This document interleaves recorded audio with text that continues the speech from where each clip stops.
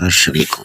आप सभी का आपके अपने इस YouTube चैनल पर हार्दिक स्वागत है। आज हम एनसीईआरटी कक्षा 11 की जो ऐच्छिक हिंदी की अंतरा भाग 1 पुस्तिका है, उसका गद्य खंड से संबंधित अध्याय 1 और अध्याय 2 प्रस्तुत करने जा रहे हैं। तो पहला अध्याय जो है उसके रचयिता हैं मुंशी प्रेमचंद जी। इनका जीवन काल देखें तो इनका जन्म 1880 को होता है और 1936 ईस्वी में इसका देहांत होता है। इनका जन्म वाराणसी जिले के लहमी ग्राम में हुआ माना जाता है। इनका जो मूल नाम है वो धनपत राय था। प्रेमचंद की जो शुरुआती शिक्षा है वो वाराणसी में हुई थी। मैट्रिक के बाद वे अध्यापन करने लगे। स्वाध्याय के रूप में उन्होंने बीए तक शिक्षा ग्रहण की। असहयोग आंदोलन के दौरान उन्होंने सरकारी नौकरी से त्यागपत्र दे दिया और पूरी तरह लेखन कार्य के प्रति समर्पित हो गए। प्रेमचंद ने अपने लेखन की शुरुआत पहले उर्दू में नवाब राय के नाम से की, बाद में ये हिंदी में लिखने लगे। उन्होंने अपने साहित्य में किसानों, दलितों, नारियों की वेदना और वर्ण व्यवस्था की कुरीतियों का मार्मिक चित्रण किया है। वे साहित्य को स्वांतः सुखाय न मानकर सामाजिक परिवर्तन का एक सशक्त माध्यम मानते थे। वे एक ऐसे साहित्यकार थे जो समाज की वास्तविक स्थिति को अन्य दृष्टि से देखने की शक्ति रखते थे।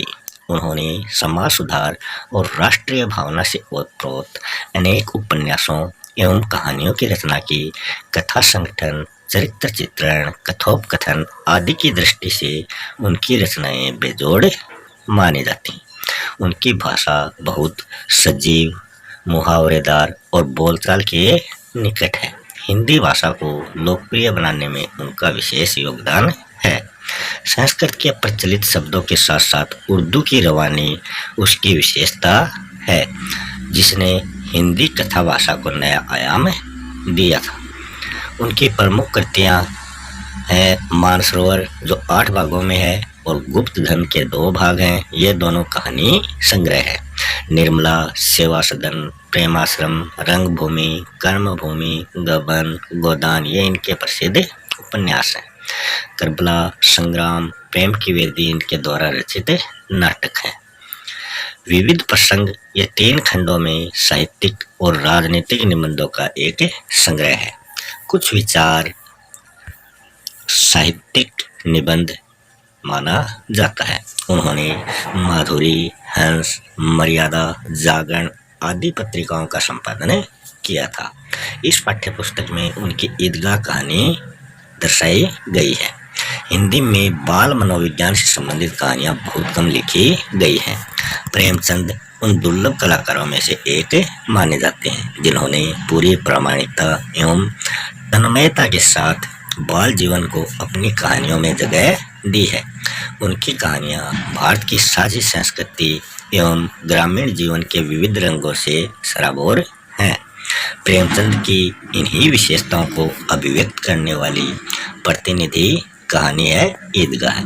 इस कहानी में ईद जैसे महत्वपूर्ण त्योहार को आधार बनाकर ग्रामीण मुस्लिम जीवन का सुंदर चित्र प्रस्तुत किया गया है।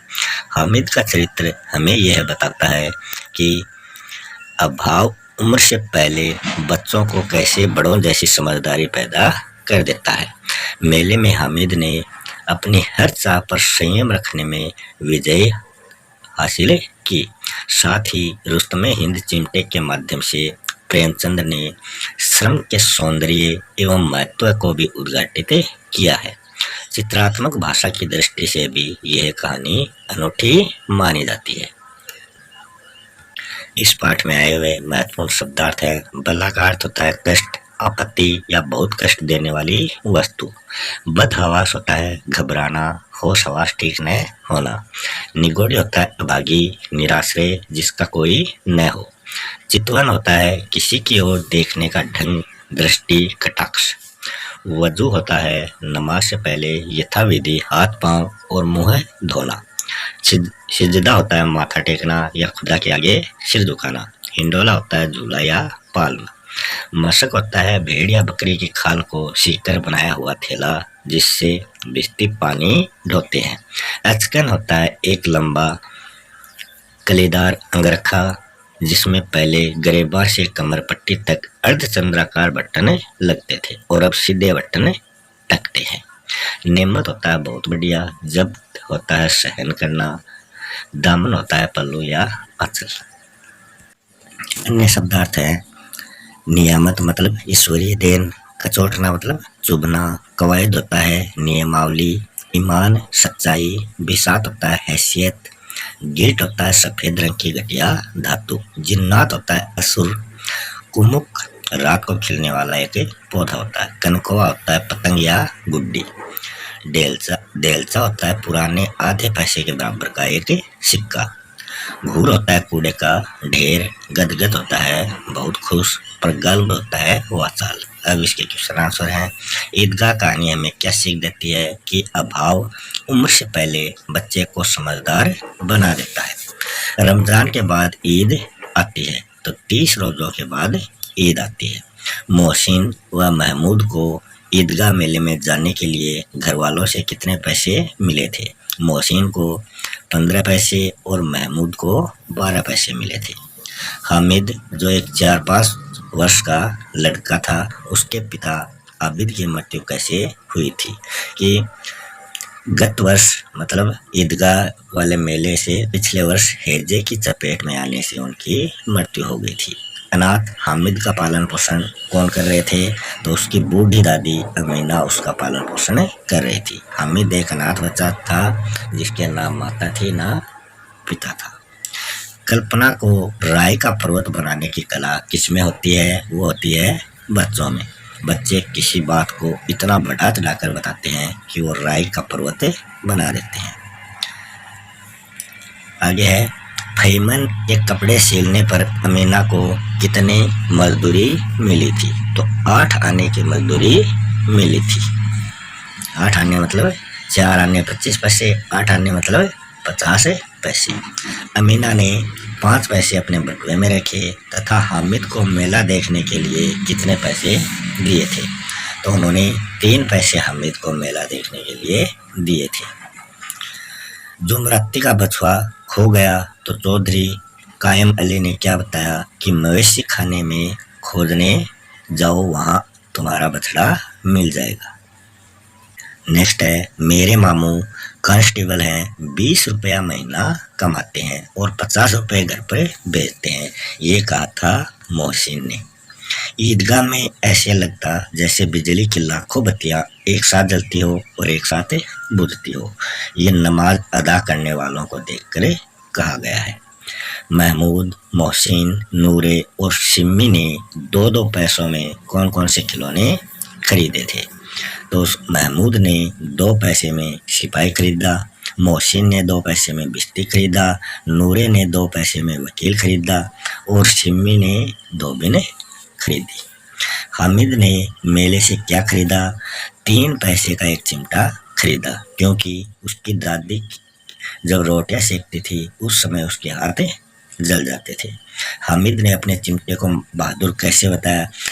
उसने कहा कि अगर इसको कंधे पर रख लो तो ये बंदूक का काम करता है, हाथ में लेकर बजाओ तो ये मंजीरे का काम करता है, आंधी, पानी व आग से मुकाबला करने के लिए ये हरदम तैयार रहता है। हामिद ने अपने चिमटे को रुस्तमे हिंद कहा, क्योंकि यह शेर की गर्दन पर सवार होकर उसकी आंखें निकाल लेता है। घर पहुंचते ही मोहसिन का भिश्ती स्वर्ग सिधार गया।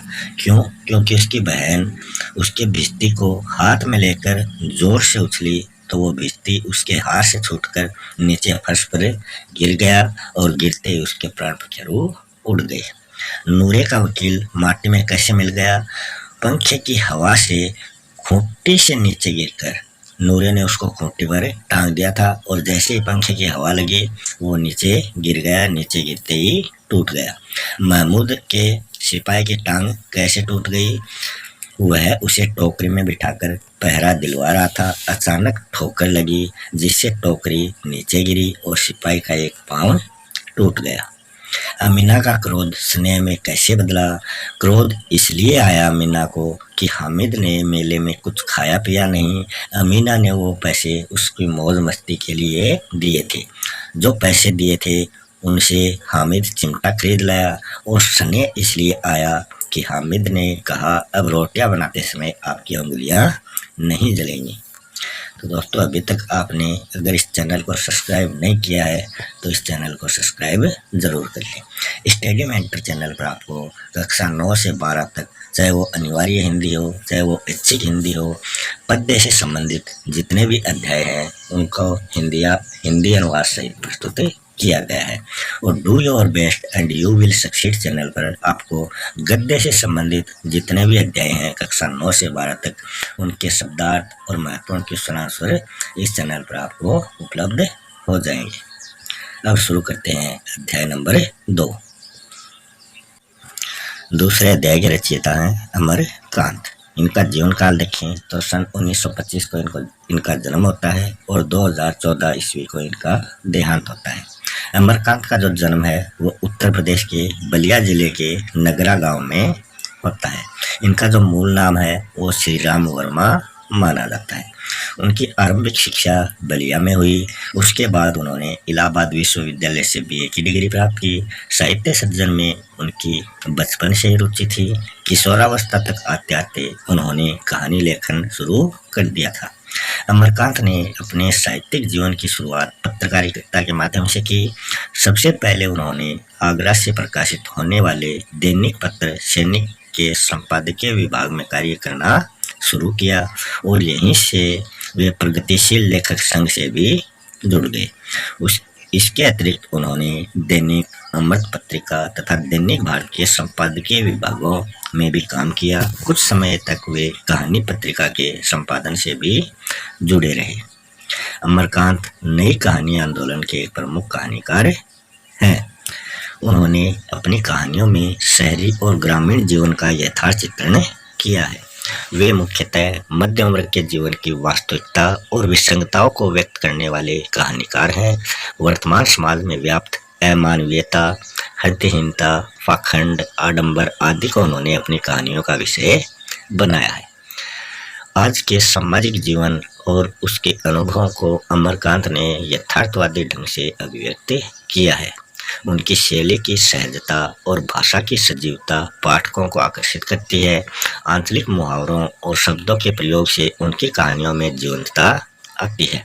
अमरकांत की कहानियों के शिल्प में पाठकों को चमत्कृत करने का प्रयास नहीं है। वे जीवन की कथा उसी ढंग से कहते हैं जिस ढंग से जीवन चलता है। अमरकांत की मुख्य रचनाओं की बात करें तो जिंदगी और जोंक, देश के लोग, मौत का नगर, मित्र मिलन, कुआसा, ये इनके कहानी संग्रह है। सूखा पत्ता, ग्राम सेविका, काले उजले दिन, सुखजीवी, बीच की दीवार, इन्हीं हथियारों से, ये इनके उपन्यास हैं।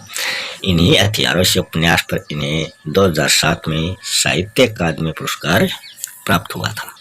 सन 2009 में भारतीय ज्ञानपीठ पुरस्कार श्री लाल शुक्ल के साथ संयुक्त रूप से इनको दिया गया था। अमरकांत ने बाल साहित्य भी लिखा है। इस पुस्तक के लिए उसकी कहानी दोपहर का भोजन यहाँ दी गई है। दोपहर का भोजन गरीबी से जूझ रहे एक निम्न मध्यम वर्गीय परिवार की कहानी है। इस कहानी में समाज में व्याप्त गरीबी को चिन्हित किया गया है। मुंशी जी के पूरे परिवार का संघर्ष भावी उम्मीदों पर टिका हुआ है। सिद्धेश्वरी गरीबी के एहसास को मुखर नहीं होने देती और उसकी आंच से अपने परिवार को बचाए रखती है।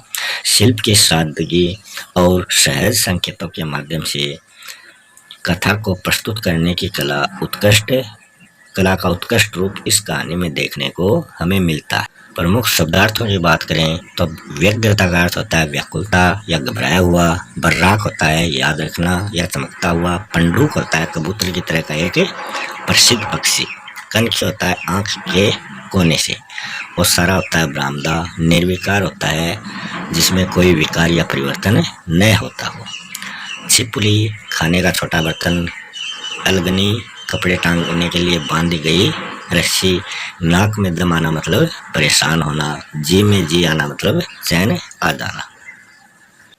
इस अध्याय के अन्य शब्दार्थ हैं मतवाला मतलब नशे में चूर रहना, उन्माद होता है पागलपन। नेक्स्ट है आतंक होता है मानसिक विकार, उपक्रम होता है पोषित प्रतिष्ठान, उस्ताद होता है कला में दक्ष, पेबंद होता है फटे हुए कपड़ों पर लगाई गई चकती, हठात होता है जबरदस्ती, शुभ लाना होता है किसी चीज को मुंह में रखकर चूसना। दोपहर का भोजन कहानी में क्या दर्शाया गया है? गरीबी से जूझ रहे एक निम्न मध्यम वर्गीय परिवार को। सिद्धेश्वरी देवी व मुंशी चंद्रिका प्रसाद के कितने बच्चे थे? 3 थे। सबसे बड़ा रामचंद्र, उससे छोटा मोहन और सबसे छोटा प्रमोद। सिद्धेश्वरी हाय राम कहकर जमीन पर क्यों बैठ गई? क्योंकि खाली पानी उसके कलेजे में लग गया था।